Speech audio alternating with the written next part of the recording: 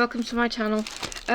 This is a video for my WiPnChat, for my midweek WiPnChat. I am doing a painting that I want to enjoy doing, so I'm making no apologies, but the visual will get put into the series that I'm doing on a Monday.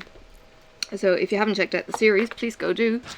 I've got 3 videos up so far in that series. It's Who You Say I Am, and it's based on Mandy Manzano's artwork, inspired by the Hillsong song Who You Say I Am. So I'm doing a bit of a reading there.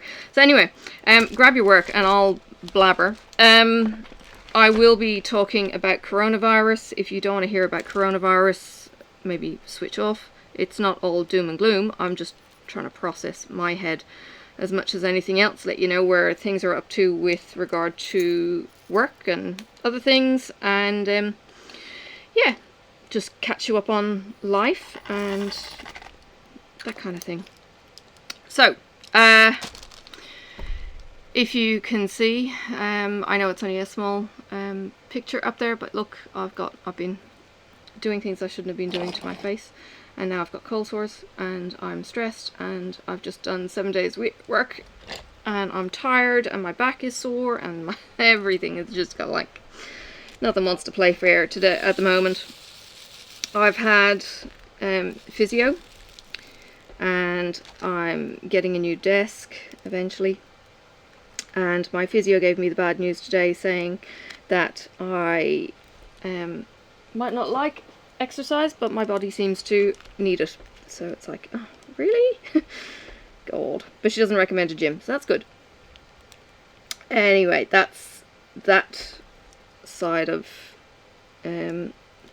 movable health. So I have exercises to do. I hate exercising.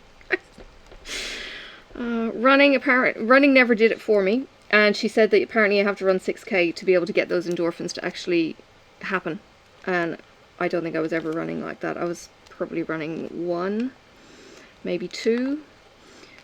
Running downhill I can do. Running uphill, not so much. And now, well, it's not that my knees were sore, but my knees croak like frogs, so I didn't particularly want to have the whole frog chorus happening at the time. I was going to say I don't have level spots. I actually do have level spots if I was to take up running, but I don't know. And then she had an interesting philosophical start of a discussion, saying that women and exercise and body image, and apparently there is a thing that when girls start wearing skirts, they stop exercising. There's an interesting talking point. When did you, if you ever, stopped playing sports or exercising? Did you ever do that? Was it because you were wearing skirts? Could it be because you were wearing skirts? I don't know, because there's the whole body shame thing. Interesting theories. She's actually really cool to catch up with as a physio, and I was there at like stupid o'clock. It was 8:20 in with her because this is my first day off, and what else would you do on a day off but make an appointment first thing in the morning? Yeah. It was one of the few places she had available at short notice, and she wanted to see if crunching my spine last week did any good or any bad. So yeah, that's where she's at. 7 days in a row was afternoon shift, what we call afternoon shift, but in amongst those 7 days in a row I had 2 days of 12-hour shifts. So yeah, I'm pooped. Afternoon shifts usually take it out of me because it's a 7-day stint that we do them for at work. They usually give me a fair old battering just by the routine, and this week I suppose it's hardly surprising. I've missed my massage for the last 2 weeks because I had a cold sore. First time I rocked up with cold sore on my face and she told me to go away. I think I might have told you that. So then last week it hadn't fully healed, even though it probably was to the point where I was thinking it wouldn't have been infectious, but I wasn't going to annoy her, and more importantly annoy me if I'm already run down. I didn't need that unleashing, and now lo and behold I've got more cold sores.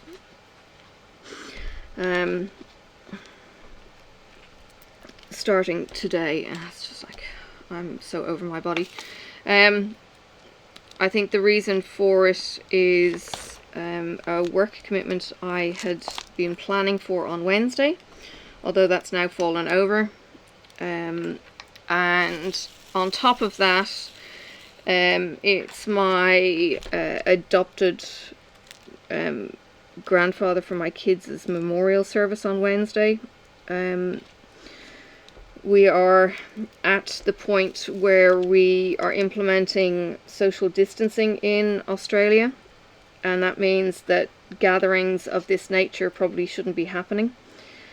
And now I've got the dilemma of, do I do the sensible thing with no emotions involved and not go? Or do I do the not so sensible thing, knowing that, yes, granted, there may be very little risk in going, but still be kind of awkward and everything else with the whole, do you know, hug her or family, and I haven't seen these people for ages, so it's old church friends and everything like that. And on top of all of that, then I've got my ex and probably his new wife going to the service as well. That's going to be awkward, and kids, and yeah. So outbreak of cold sore with stress, and yeah, not a happy camper.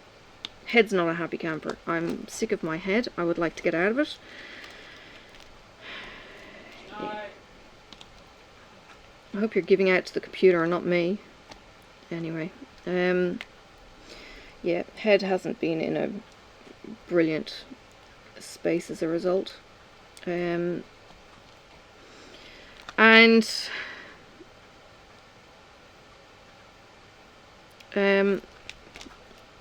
yeah, life is continuing to take twists and turns, and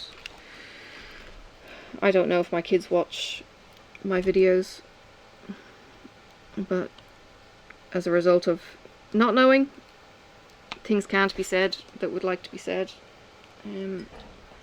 I had my last social brunch with my son, excuse me, tea, last weekend. I don't often go out for food, but we caught up. He wanted to say thanks for having him stay with us, and we caught up and we had brunch, and I had scrambled eggs on toast, actually, in this very funky industrial open space restaurant-y kind of cafe eatery, let's say. It wasn't I wouldn't call it a formal restaurant, but anyway, it's the hip and trendy kind of Australian eateries, you know, with cement counters and walls and an open kitchen that you could watch the chefs cooking in. It was really, really cool. Bright and airy and plants everywhere, and that was really, really cool. He had, let me give you the boring description. Mushrooms on toast. It was far from boring. It was actually Tasmanian mushrooms in what was it? A blood orange oil, gremolata on sourdough, and oh, that might have been it. So, to give you the English version of that, it was mixed brown onions, brown mushrooms, or sorry, mixed mushrooms. They may not have all been brown. They were certainly not your typical mushroom that you would see in a supermarket. They were exotic mushrooms. There is a farm that does the mushrooms in a place that used to be a train tunnel. I'm not sure if they source their mushrooms from this place, but it would be ideal, and I would love to do a tour of this place at some point.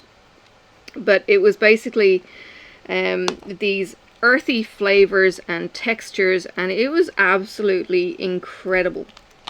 So you've got mushrooms on toast, and then you've got the gremolata, which was made with a lemon juice, and basically it's like a garlic crust, like a garlic butter kind of thing. But you could taste the lemon juice, and it was quite, you know, distinctive. And the blood orange oil again gave that kind of citrusy kind of flavor. And then it was done on one of our local bakeries' sourdoughs, and that was incredible. And I've missed the bakery. My daughter actually worked there for a little while. Yeah, it's just, they're really, really gorgeous. Why have I got that in a bag? 3854 is one after. Interesting. I don't know why I did that. Ah, I know why I did that. It was already open. I have methods for my madness, I guess. Alright, so yeah, we had, so he had the mushrooms on sourdough, and there were 2 pieces. They were long in kind of a, it was a crusty bread. So it was just like an open sub sandwich kind of thing, and it was beautiful. And what else did he have? He had an iced chocolate. He doesn't drink coffee. I've gone wrong there somewhere.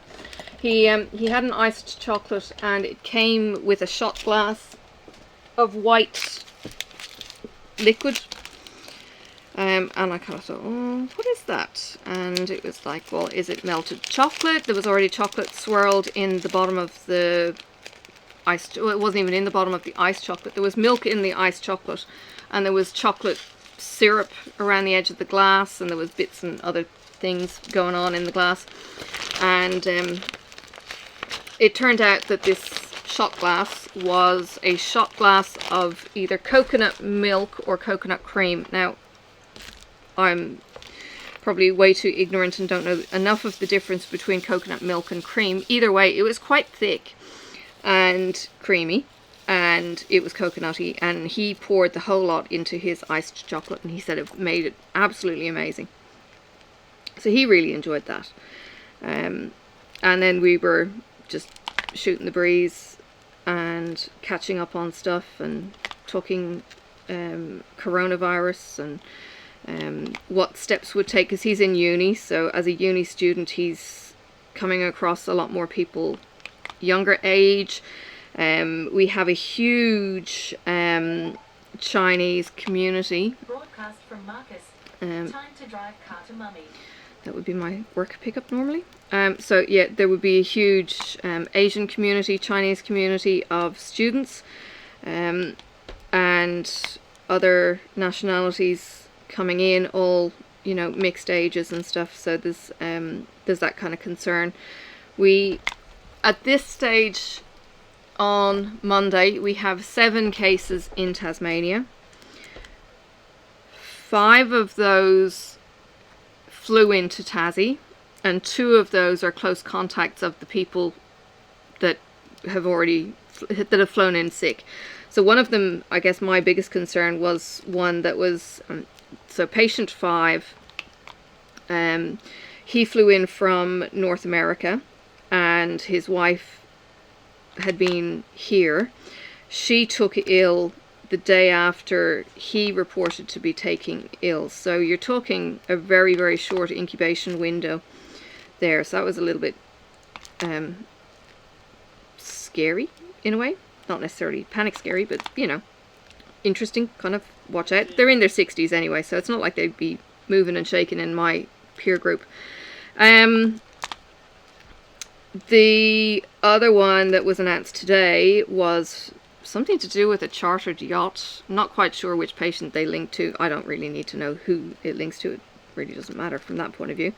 But they were a close contact. I think they were already in quarantine, and because they were in quarantine, they've then got symptomatic, and they've then been tested. So I don't know that they've necessarily mixed with anyone. I think it was as soon as the first contact was known to be sick, they've shut down the immediate kind of group. So I don't think there's any real transferences in the community as such. We are starting to get things put in place from the point of view of Australia. They are talking about social distancing being a thing, so schools are closing or talking about closing. They're not closed yet. They're certainly not closed in Tasmania. The mainland schools, one I think has closed. Oh, one has closed up at the top of the state for some reason. Not quite sure what the reasoning behind that is. We had, this is the kind of the level of, I suppose, community mindedness that we have here. Back in 2017, no, it couldn't be that frequently, a few years ago, maybe it was 2015, we had a bushfire down in a town called Dunalley, and out of that there was a girl who took the initiative to start a Facebook group, and it was about getting people you know, connected together and all of that kind of thing. So we've got people in the community who will start a Facebook group and get, you know, like-minded people supporting each other and all that kind of thing. Now, I don't know if this is the same girl. I can't recall. It may or may not be, but another girl has opened up a Facebook group, because look, they're easy to start. She probably didn't give this enough thought, so I'm kind of thinking it's not the same girl because she hadn't put things in place that she really should have done. So it started out with, it was a place for the Southern Tasmania community to get factual updates, keep appraised of schools or, you know, any kind of facilities that we would need to be aware of as locals, you know, and keep that awareness there, and, you know, just be there to support one another. Well, some people have immediately gone onto the group, started posting memes, and other people have gone onto the group and starting posting, you know, information that might be misinformed. There's a few that seem to be panicking and, you know, kind of going, no, we should be doing this. And, you know, there's a bit of a mixed camp. A lot of people hate the current Prime Minister and want to bag him out at any chance that they can. And so you get a mixed level of negativity coming through, and it's just trying to make sure that we can at least be informed. So I invited a whole load of local people to that group, so that if they wanted to be, they could be connected with something that's supposed to be kind of local, keep us informed. Our local school, so Tasmania being that bit further behind, I suppose, from the mainland, we probably are a week behind what's going on in the rest of the mainland with regard to numbers. They're talking about shutting the borders. They're talking about people self-isolating if they come back, and different kind of behaviour changes. Woolies and Coles, our big supermarkets, and I think an independent grocer association as well, are now talking about having an elderly shopping hour. So the elderly and disabled can go for a dedicated hour in the morning. They've picked a really early time in the morning, and a lot of people are kind of saying, what the hell are you doing that for? You can't get carers and blah blahs. And anyway, you could pick an hour in the middle of the day and it'd still be a problem, to be honest. Tea.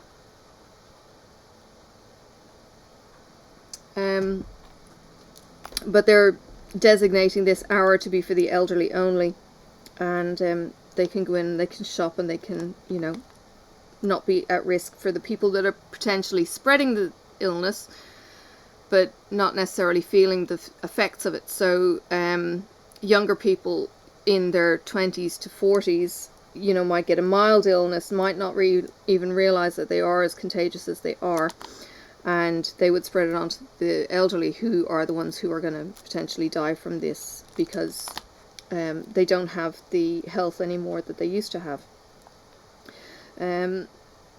So there's little initiatives, I suppose, if you want to call them, being done in the community.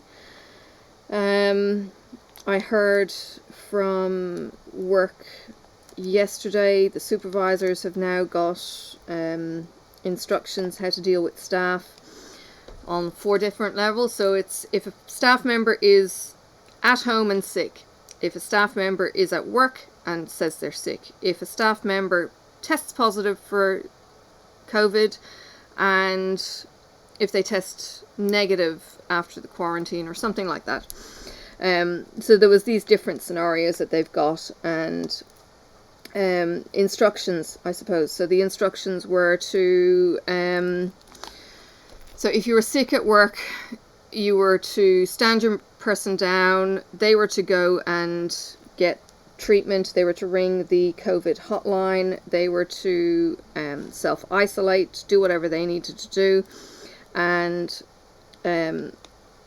get advice from that point of view. And then there were other criteria about testing and cleaning of the area. So if you have a hot desking situation that it's completely decontaminated, a contract crew would come in and they would, for want of a better term, fumigate the place, covering things like light switches and everything else. Now, we don't hot desk specifically in my role. We all have appointed desks, but in saying that, most people only share an office with one other person.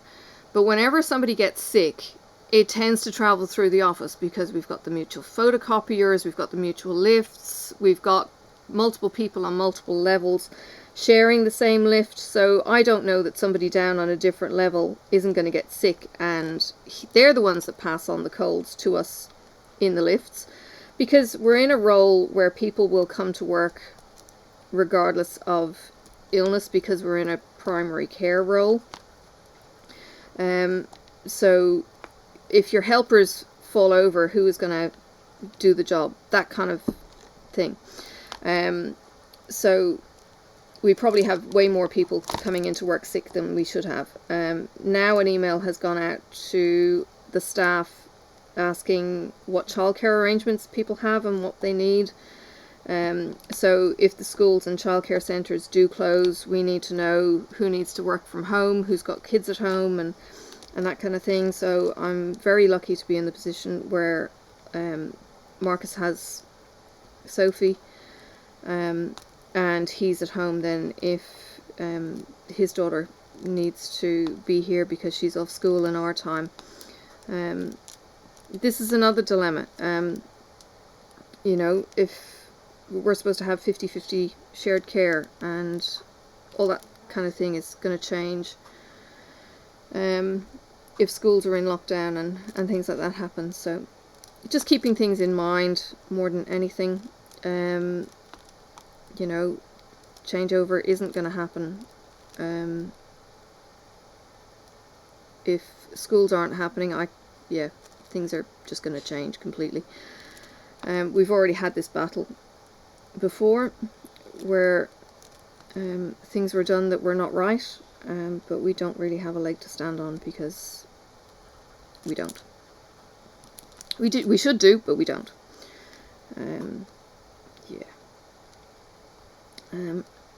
Well, Sophie's just woken up. She fell asleep on the couch after causing havoc around the house. You will hear her on some of my recordings this morning that I did. I think you'll even get a goodbye from her on some of the recordings. What did I get to do?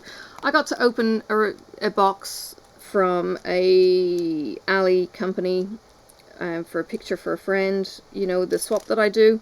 So her box, well, it's been sitting here for ages, and it doesn't need to be edited for ages, but I will get it edited and up. But I don't think we're meeting until May, for whatever reason, and even then, if we even get to meet in May, I'm not quite sure what we're going to do with that. So I've got that. That's, yeah, it's way different, but I haven't opened and peeled back the canvas. Sophie's just fallen over again. I haven't peeled back the canvas because it's hers. I think it's fine. At the moment it's pristine because it's rolled. It's double-sided tape, you know, whatever.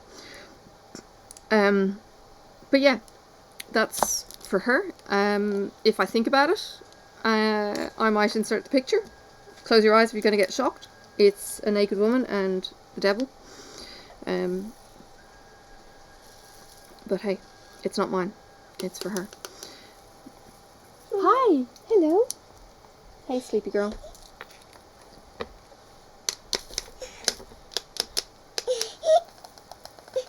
Hang on.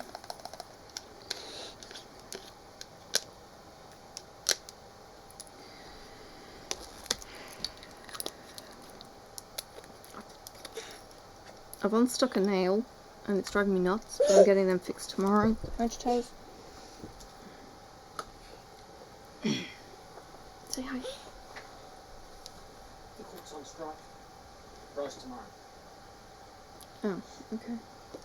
You had your pills? Yeah.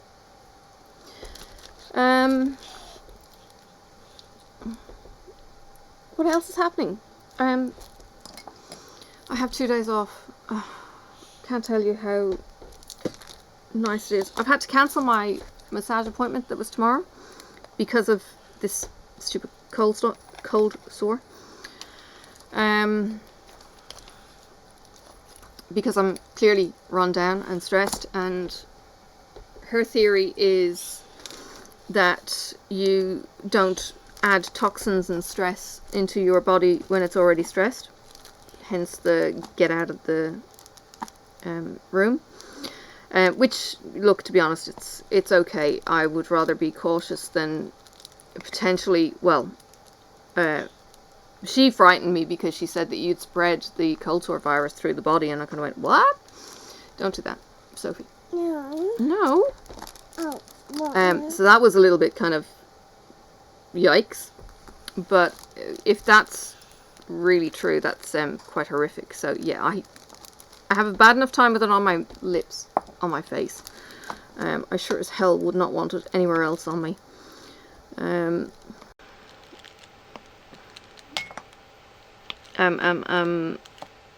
I went to the chemist this morning and I got my lysine, my lysine tablets, which I had only just run out of anyway, and I'm super dosing with those. Oh, your hair's getting up my nose, Sophie. It's tickling. Yeah, don't open it.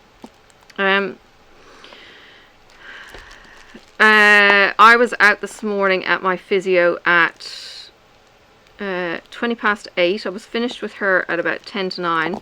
Oh yeah, and you know how I was just talking about the supermarket and old people not getting out? It was like the tripod brigade out there. It was all these old biddies and old guys out with their canes, with their, you know, the little feet on the bottom, in and out of the chemist. It was actually slightly amusing. Hair. No, don't put it over there, Sophie. No, one colour. So yeah, maybe they do get out and about in the morning.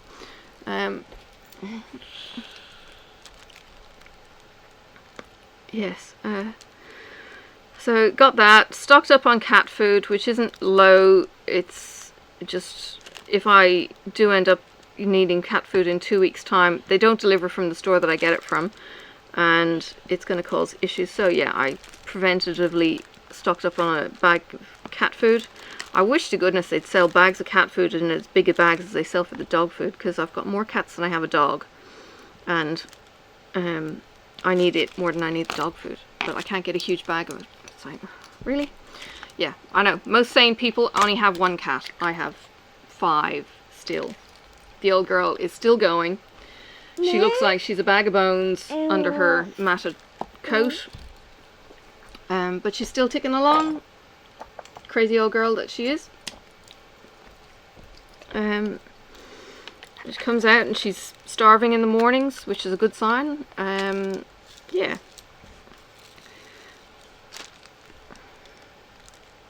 And the dog is nicely plump without being too heavy. He's got a little bit of meat on him. It was quite hard to get meat to stay on him, actually, because he's a beagle. So he just runs it off. Whereas now he's got a nice layer of fat without having him obese. So I'm quite pleased with his weight level. He's been getting lots and lots of scraps and treats from our plates. So he gets to eat things like pizza and pasta, and he's a divil for not eating his vegetables. But yeah, he's getting lots of treats, and he gets the gravy on his breakfast and things like that. So with winter coming in, I'm glad that he's got a bit of weight on him, because he's outdoors. He's in the kennel, but he's outdoors, and he won't wear a coat. Are you waving? Yeah, he won't wear a coat. He actually eats them when I buy them for him. So it's like, well, tough. I actually bought a coat from New Zealand. I think the company is D for dog. Bought a coat that was polar fleece, and the little bastard ate it within 3 hours of having it on him. And something stuffed up in the order, and they sent me out a second coat. And after he'd eaten the first one, it was like, no, you can have it back. Sorry, he's just going to have to go naked and cold. So yeah, he didn't get the coat. Are you going to get down now? You going to say bye-bye? No. No? Oh, okay. You're right in the middle of where I'm working, though. I missed a C and I missed a 2. What? It's a what? What is it? Flower? Yeah, there's a rose. That is a rose. Okay, it's going back. My husband made me that for Valentine's Day. Let's see. Don't, no, leave them.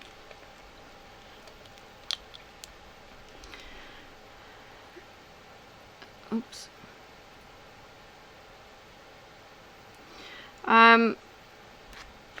A lot of you are enjoying the Who You Say I Am series. Phil Baker, who is the author, he's a funny man. I remember... Stop! Please. You're in my way. I'm going to put you down. Go. Say bye-bye. No! Well, stop fiddling then. He's a funny man. I remember one day in church, everyone in the front row was given a ball of brown paper, and he was talking about stoning, and there was a whistle blew, and everybody in the front row pelted him with these big balls of brown paper. Oh. And he got stoned. No, thank you. No. Frightened the pants off him, the poor man. But yeah, it was still funny. And you know, it obviously made a point, because we all remembered him getting stoned. Yeah, the things that you do.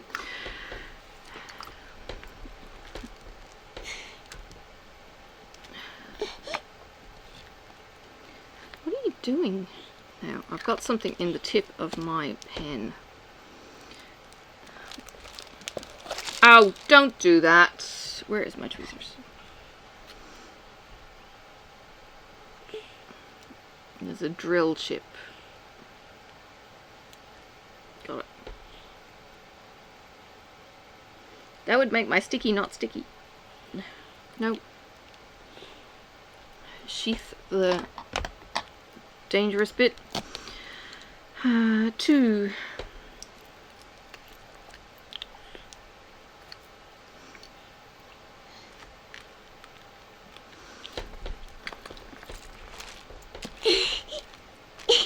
You're gonna get down then? Alright, go. Here, let me give you something, because you've been very good.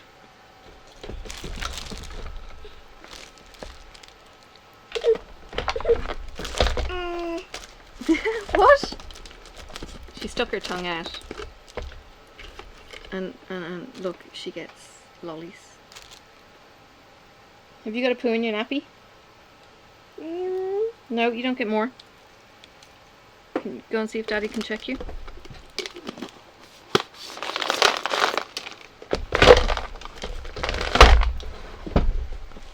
She hasn't had lollies for a while from there. So, yeah, I figured she was pretty good. Drumstick. Now, I don't know if you call these names. I call this one the drumstick. Here, I will let you focus. See? It's either a drumstick or a mic or something. I call it the drumstick. It could be even a baton from the, you know, the majorettes? The person in the front who, you know, is keeping time with everything and keeping the beat, and he's got the big stick. Yeah. One of those. I'm going to put the E away and I need it. Just spotted some E's there.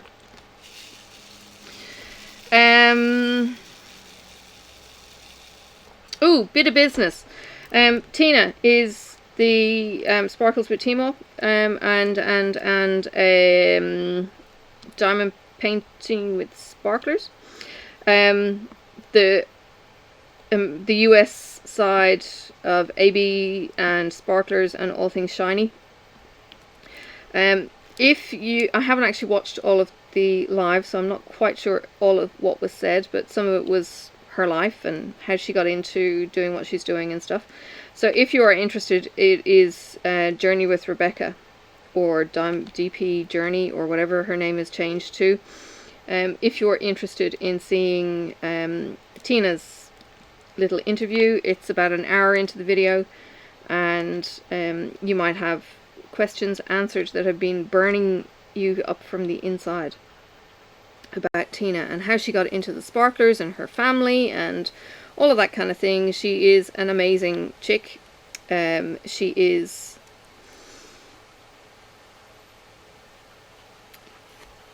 I was going to say her age, but I could be wrong. I know I asked her and she told me and I just can't recall. So anyway, moving on from that, she has 11 kids and she has 6 grandkids, and she homeschools, and 7 of her kids are still at home, and yeah, she has lots of beanies, beanie babies, beanie bears. She has lots. She used to collect when I used to collect, and I only ever collected the weird ones, but I have all of mine. She has a whole heap. She sold a whole heap. I did get that part of the interview. She made 100% profit on what she had bought when she sold. So she bought them for, I don't know, 1,500, and she sold them for 3,000. It must be total price, because you don't buy them necessarily, 20 beanies at a go. But I would buy a beanie for my kids, and then I would buy a beanie for me, and they were £5-6 in Ireland before the days of euro. And I'd get things like, I think I've got a goat, and I've got a buffalo, and I've got a couple of cats. But yeah, they're typically weird creatures. They would not be what you would kind of think of as cuddly, petty, toy kind of things at all. And I'm good with that.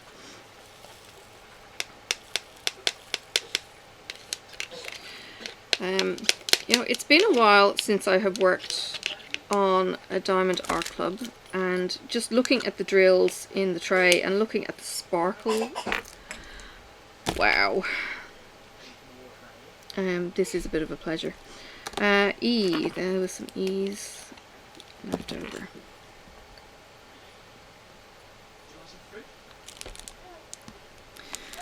So yes, if you would like to check that out, I will try and get the link in the description for you.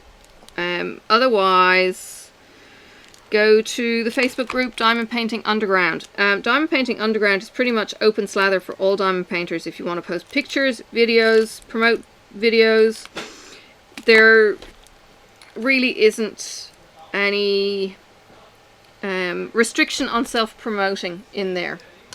So if you have a group, if you have a Facebook group, if you have a shop, please share in Diamond Painting Underground.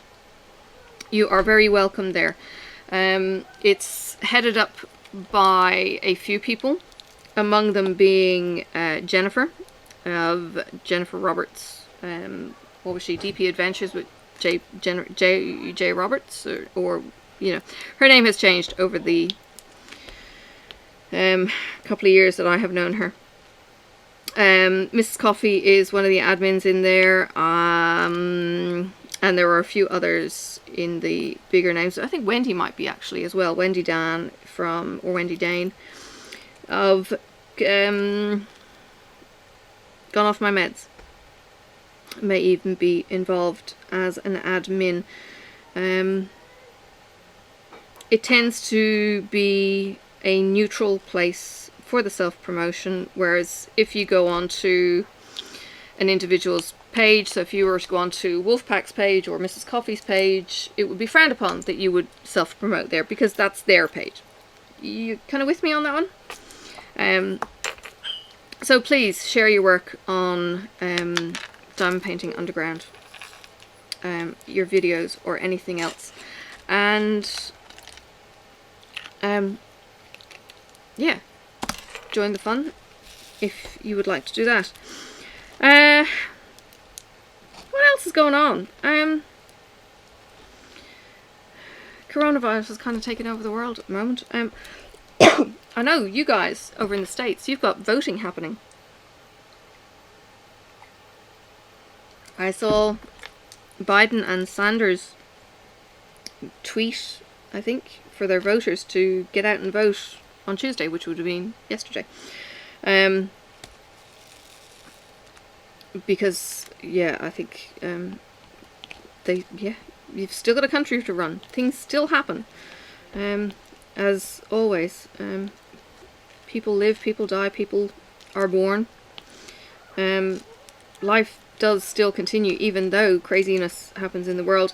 I remember that when, what was it? I was probably too young to realise it after Mum had died, but I know I realised it, I think it might have been when I had a miscarriage. And I had, I think, been at home for 2 weeks, deeply depressed and miserable and everything. Oh! Marcus.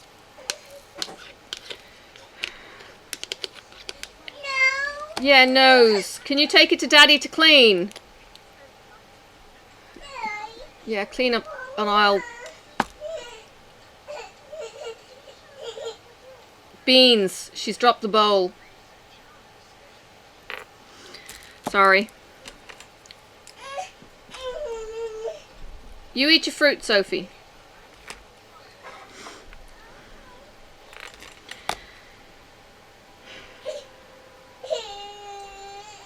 Kids.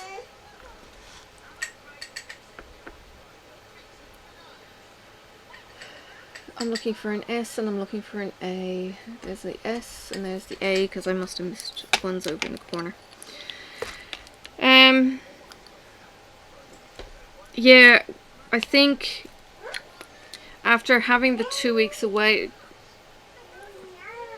it was a case of, why are these people still going about life as if nothing happened? Don't you know what I've just been through, kind of thing? And it really was that kind of, time stood still for you as the person involved, but time does keep moving on for everyone else. So we've got calamity and tragedy happening in, you know, one place and normality happening everywhere else, and you kind of think, what's the big deal about? It's really weird. I think you probably only realise how weird that is when you've gone through it. When you've been in that kind of isolation bubble and you kind of go, no, I'm stuck here in this state, but everyone else just keeps on moving on, and you're kind of going, but and yeah, it's a very, very weird sensation. And getting back into the swing of things and catching up on the news can be quite exhausting and quite overwhelming, and be a bit like, I suppose, travelling in time.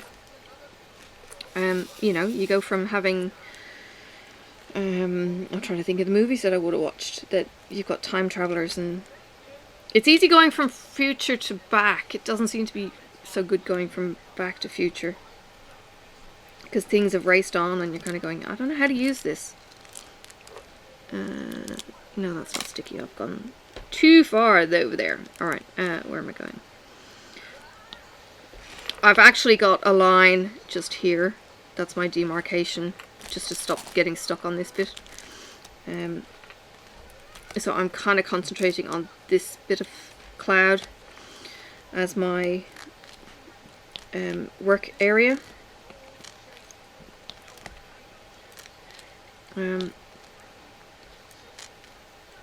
Yeah. Alright, but how are you guys doing? How are you coping? Have things changed? I noticed Mindy had said that her school was already closing. So you've got things happening normally in one area, and then I think, did North Dakota, did I see, had either a death or new cases, and you know, this, I don't know what the pockets of illnesses are over there, you know, how geographical it is. I know I did notice that New York had some, and they were talking about now cancelling gatherings in Chicago. Yeah, they've cancelled. We've got a Retired Servicemen's League, RSL, here. They've cancelled the Anzac celebrations at all RSLs here. Anzac Day is at the end of the month. Anzac Day is a day where we honour the dead, the fallen, the people who sacrificed their lives in World War II and beyond. We, in the last year, I think we've either got one digger left now, or the last digger died in the last year. They were that far from wartime, I guess. I mean, it's inevitable that you run out of diggers eventually. But yeah, so that's where that kind of thing. As we had an announcement actually last week, we've got a we've got a art museum down the road from where I live, and David Walsh is the founder and the moneybags behind the Mona Museum, the Museum of New Art is what it's called, Mona. And he's a little bit alternative. Actually, he's a lot alternative. He's probably quite up himself. From an artsy point of view, he'd probably shit any normal person to tears. He made his money gambling. He has a parking spot that's labelled God, and his missus's parking spot is God's mistress. They're the labels that he's got on the parking spots. That's the kind of ego mentality you're kind of dealing with to a certain extent. Last week, he made a big announcement after the coronavirus thing started, you know, getting loose. He made the announcement that he was cancelling the big winter festival that we have, which is all kinds of controversial in some ways, because we get weird artists who, I think 2 years ago we had possibly an Italian artist. His art was slaughtering a bull and having the actors, performers, dance around in the bull's blood, kind of weirdness.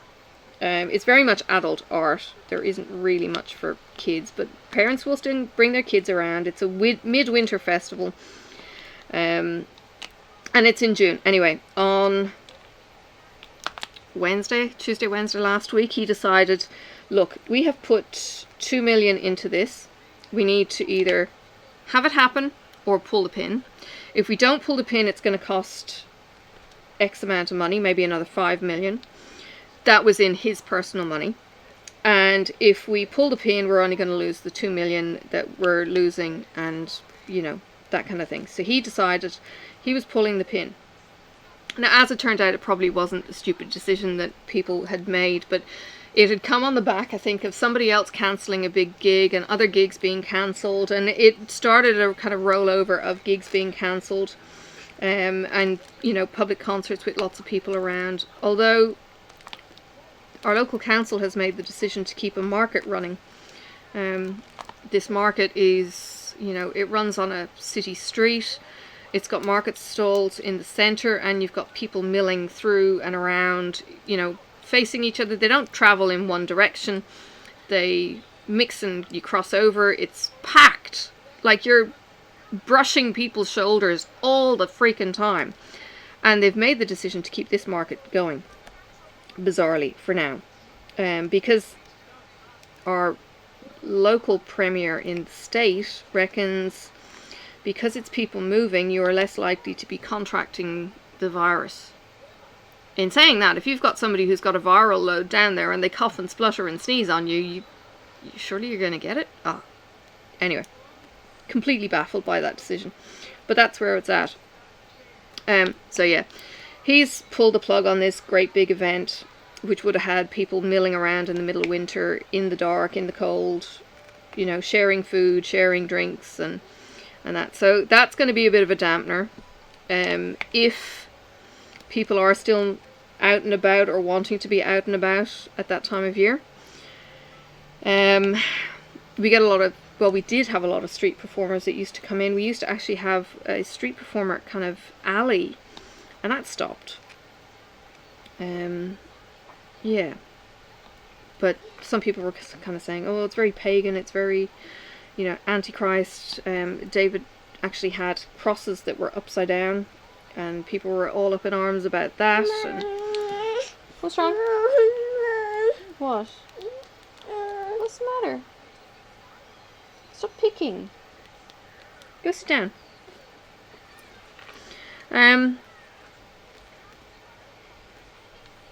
Yeah, different scenarios like that. I did get a message from the church that I used to go to saying church was on as normal yesterday, but there would be new things put in place from here on out. They're based up in Sydney, but they've got churches all around. It's Hillsong Church. I didn't go and follow the link yet to go and see what the implications were, but I did see a photo, and it actually surprised me. The Women's Colour Conference was still happening in Sydney, and that was something like 4,000 or 5,000 people in the Sydney Olympic Park, still meeting, and I was like, what? Really? That could have been at the beginning of the week, though, not necessarily at the end of the week. I seem to remember them doing it on like a Monday, Tuesday, Wednesday kind of thing. I don't think it's at the end of the week. I could be wrong. But an awful lot of international women at that, among them being my Vancouver people, John and Helen Burns. So Helen was there with her daughter, and yeah, they're women from all over at this event. So they're here, and they will be going home to Vancouver. Well, she will be going home to Vancouver to self-quarantine with the 2 weeks imposed self-isolation. But I would hope not to be hearing that people have been sick from something like that, because they have more cases up in Sydney than we have down here. And I think it's location appropriate being able to still mingle. As I said, I've got this memorial service tomorrow night, or not tomorrow night, Wednesday night, and I'm kind of thinking, you know, yeah, the chances are really slim, but far out. If something was to go down, you don't want it to be there.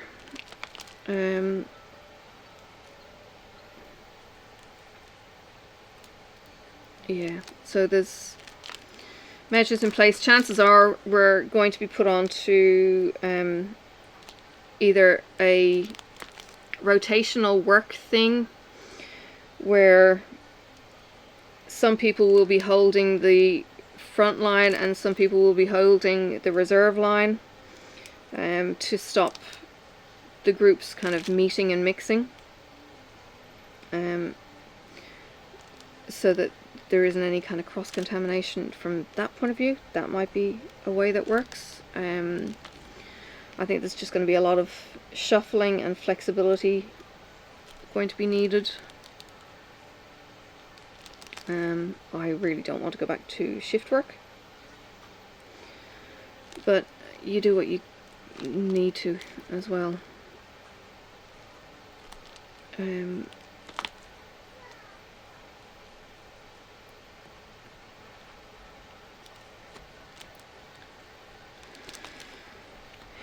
I don't envy the hospital staff dealing with this. They have little enough beds as it is, and they do a phenomenal job.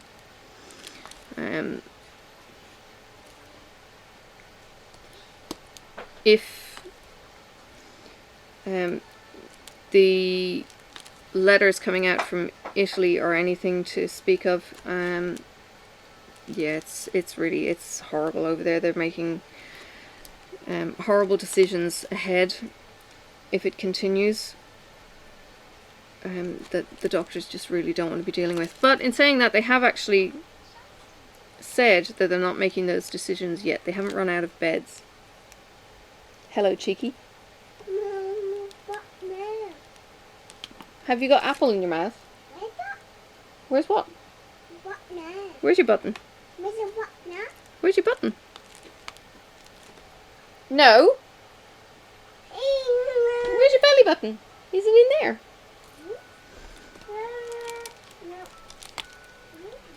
We gave her bingo this morning for her birthday. Sophie turned 2 last week, but I was working. But I gave her bingo. And she took a look at her. She got Bluey. She put the 2 of them together, and that's about it. Bingo is a little orange dog. She is a red heeler, to be exact. Yes, she loves the cartoon, not so much the plushies.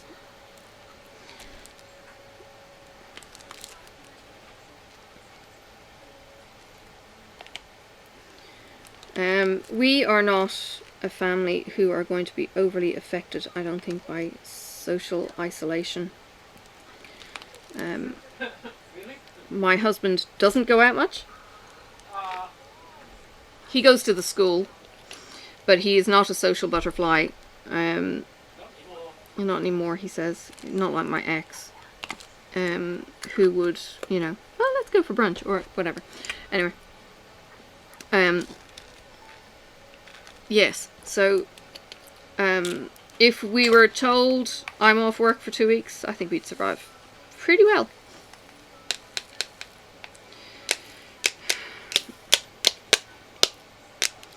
The one thing I wouldn't like is to be off 2 weeks with the flu and not be able to do things like my diamond painting because I'm going to be too sore, kind of scenario. So the ideal situation for you is that I've got. No, God, you're the worst patient in the world. Oh my God, girls, he's terrible. We're both going to be off. You're going to be off. No. He's already got pain meds on board. Well, I do as well for my back at the moment, but some days are better than others, and normally, no, I don't need pain meds. If anything, I'd be taking pain meds because my lip is, you know, screaming its head off at me. Yeah. Cold sores are a pain in the behind. What was that one?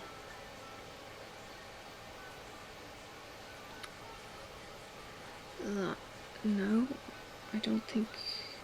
Could be a mic. Yeah. No, not convinced. No, it's the right one. I hate it. One of the drills goes flying off and then you got to try and match it, or you just kind of go, no, I don't care, and throw it in the bin. It's just as bad finding a stray drill lying around as it is going, oh, far out, I missed it. Yeah. I think either is equally frustrating.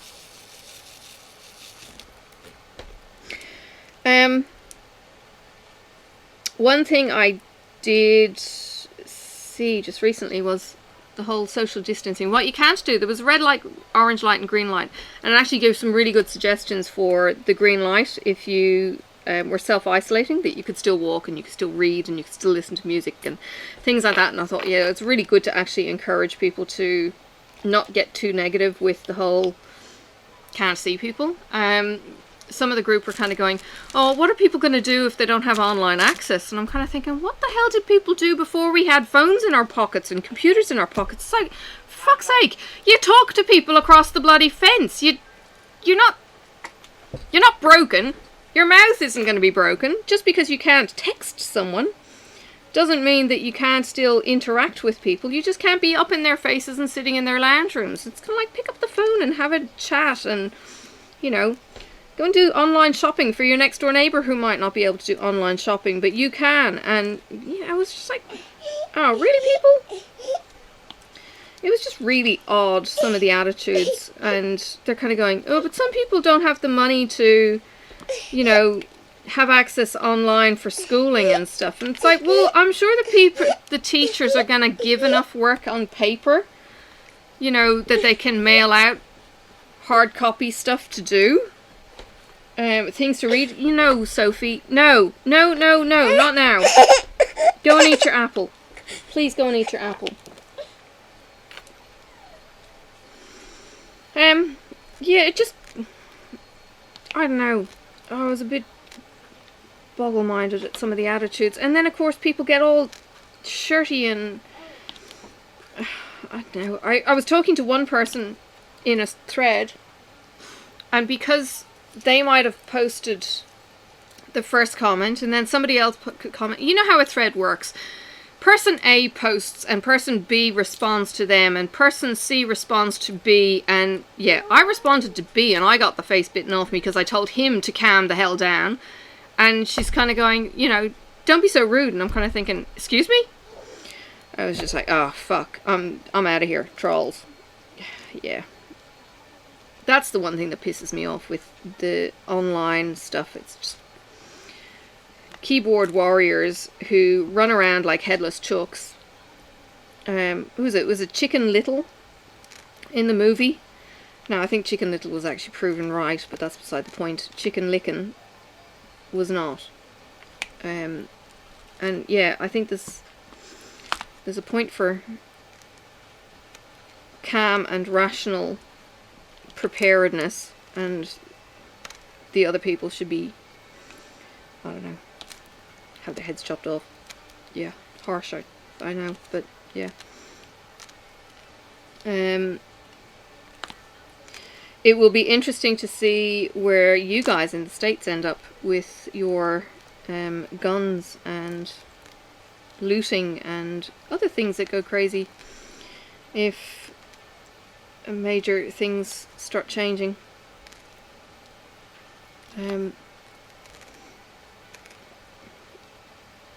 It's weird because we can actually find out more information now on our phones, and a lot of it isn't necessarily true. A lot of misinformation out there in technological age.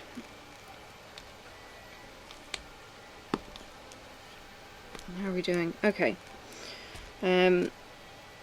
I'm not going to get this section finished. I might finish up this cloud and see how we're going for time. And let you go around about the hour-and-a-half kind of mark. If you've even put up with me blabbering about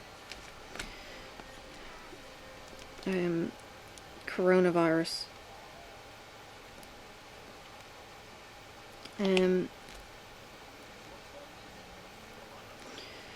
Yeah, it feels like everything is on a halt.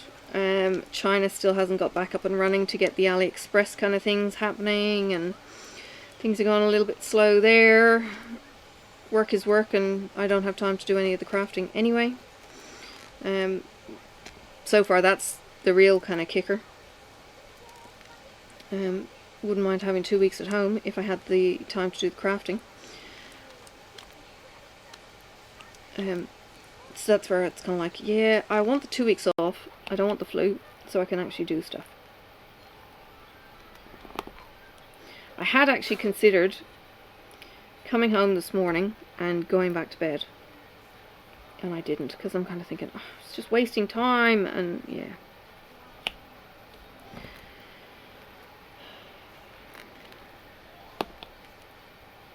I have also considered ringing in sick, because I'm stressed.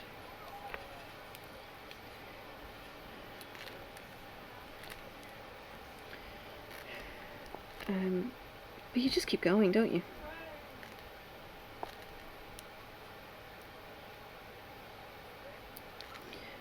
I have a dog hair in my drills somehow. There. The dog hasn't been in the house. Could be a cat hair. But again, the cat hasn't been in the house for a year. The one that used to come in. He'd come in and visit occasionally, but he's in a particular kind of run now that makes it very difficult to get him out. So they just get scratches through the fence.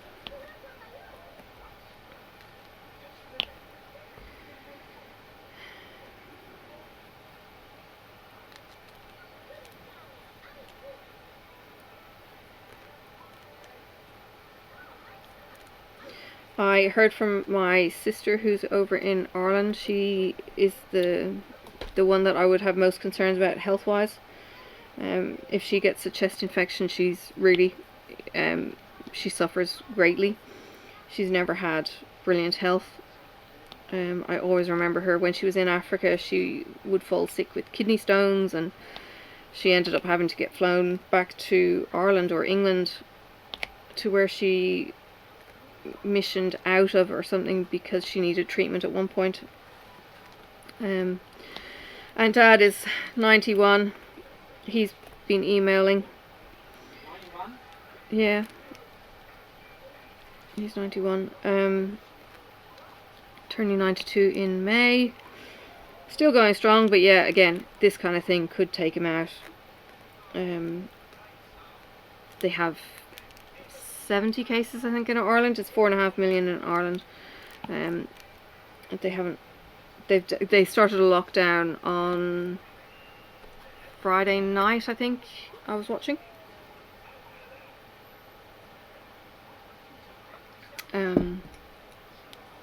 And he lives in a little village,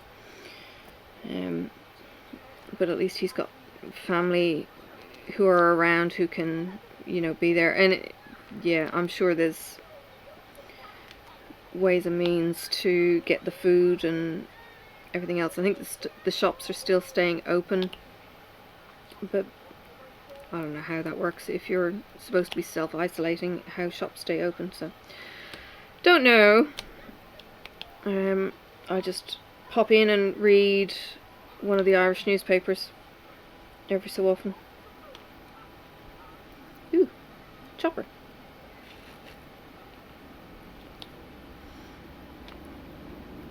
Like right overhead. No, it's one of the neighbours coming home. He runs a truck. It's a 20-ton load truck. And he drives up this little cul-de-sac and parks it at the top every day around this time, and every morning he creeps down the hill. Barely a peep out, doesn't use his air brakes or anything. Yeah. But he is probably very fortunate to have the house that he does, so that he can park his truck outside. If he didn't, I don't know where he would park the truck. This thing is huge. It's a typical Australian kind of truck with the Kenworth, with the snout that comes out from the front. In Ireland, all the trucks were short-nosed because the cost of freight on the ships was so extortionate that you can't afford to have 3 meters of wasted engine bay sitting on the deck. So you ended up with these short Ivermec kind of trucks instead of the big Mack trucks that we've got here. Mack trucks, Kenworth, Kenworth might be Australian. The Macks, you know what Mack is in cars. Yeah, we've got those kind of trucks here in Australia because space isn't an issue. So yeah, a bit of a cultural difference there, which was interesting to spot. I love the trucks with the big noses, they're cool. They do seem to have a lot more personality. They seem to be looked after a damn sight better too. It seems that the truckies own the front bit and then they throw on whatever on the back. And they take a great deal of pride in their beasts. And they shine up the chrome, and yeah, they're really pretty.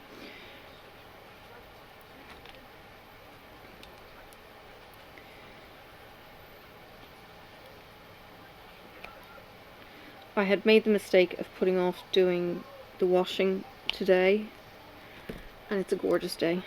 It's bright and it's sunny, and it's just that beautiful spring day where there's still a bit of heat and there's still a bit of a nip, and it's just fresh, and yeah, beautiful autumn day here today. So I'm going to organize the washing and have it ready for the morning to be put on the line for what's supposed to be similar tomorrow. and it can do its drying with maximum time while we're out in the afternoon. I've got to go and get my nails done, and my hubby needs to get a CT scan just to follow up, the doctor said. And if that gives him the all clear, then that door closed on whatever the issue was. I can't remember what the issue was.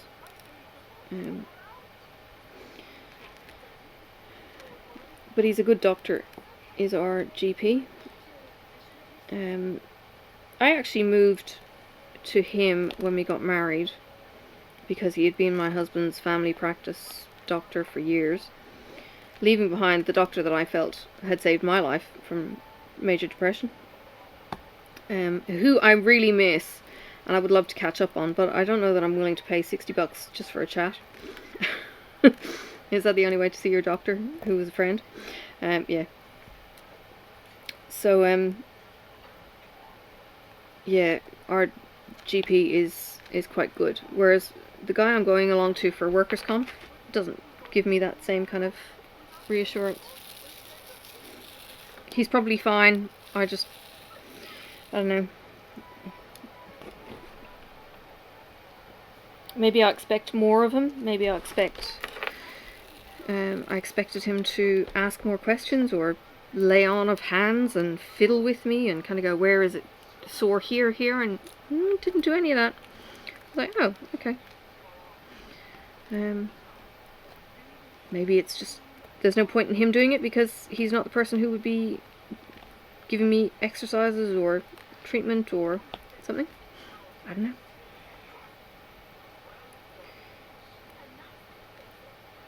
They changed practice recently, and that's a bit of a culture shock for me. They changed from the old kind of house style surgery to a great big super clinic, and I don't know how many new doctors merged in, but we've lost our receptionists from the regular kind of contact, and it's really weird going in. It's kind of like, but where are my familiar girls?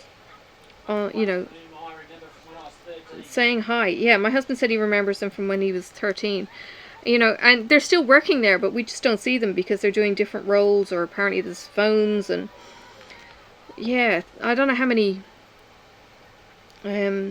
clinics joined, but there was only, you know, a handful from our surgery that went to this super clinic, or feels like a super clinic, but yeah, there's lots of empty rooms, I'll tell you that. They certainly haven't filled them, or they're never full when we're there. Maybe that's just it. Maybe it's just ready for physios and all the backup support services that would be there.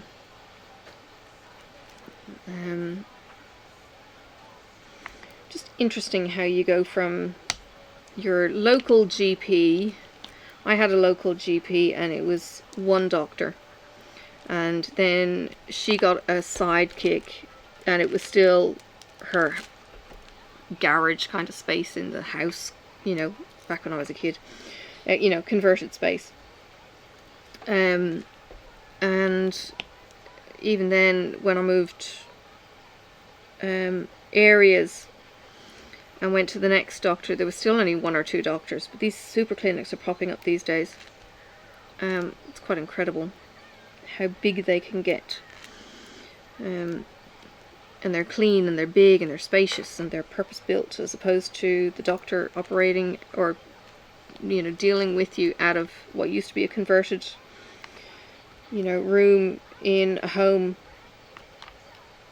because that was the only kind of space you had in Ireland. Like they actually used to have, they'd convert garages, so the garage would be, you know, a physical room at the edge of the house, and they would convert those spaces to either a playroom or a utilitarian space, and they would work out of these extra rooms. It's cool. Alright, I'll get the peas done. I'll get the peas done.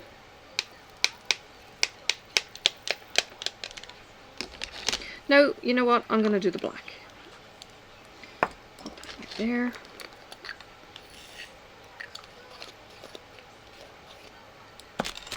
and give you a bit of progress. Yeah, I'm really enjoying this. If it wasn't for the sticky, I'd nearly leave her to the end. I could do a plan. I did this with the Christmas tree. I actually cut out the Christmas tree and did the Christmas tree first. I haven't done the background. That might be for next Christmas. Maybe I'll do that. I'll do some thinking so that she pops up out of the background. There's a thought. And finish up on her, because she is me, you, who we're supposed to be worth more than rubies and gems. And where is it? There's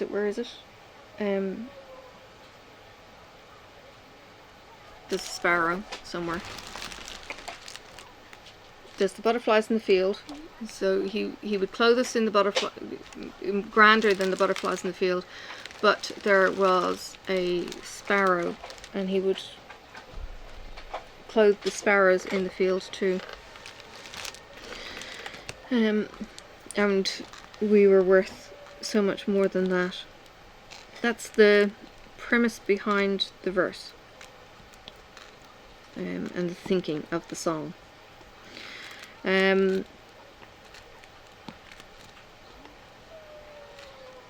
Actually, what I will do, I will say goodbye, and I will leave you, thank you Sophie, I will leave you with the song, Who You Say I Am, and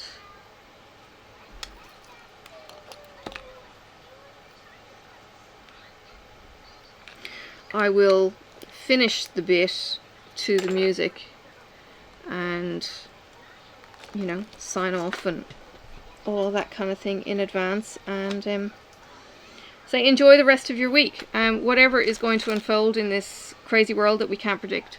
Yeah, look after yourselves, look after each other, please don't be strangers.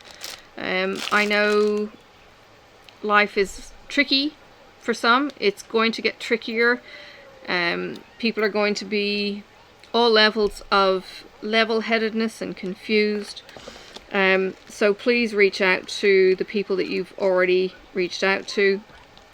You know, if you are connected with the groups, then please remain connected with the groups. I know as a creator I have set up a post for people if they want to talk coronavirus. There's a post that they can do it on without feeling any issues. And the rest of the page is just the rest of the page. But there is a safe place to be able to talk about it. There is a safe place to be able to keep in touch with people. We've got other creators who are going into lockdown, so it's just, you know, keep an eye on each other. Just be there for each other. Whether it's in YouTube land, Facebook land, or your next door neighbour. So yeah, I will say goodbye. I will see you during the week on my other videos, and just say to look after yourselves. Alright, bye for now. Enjoy the music.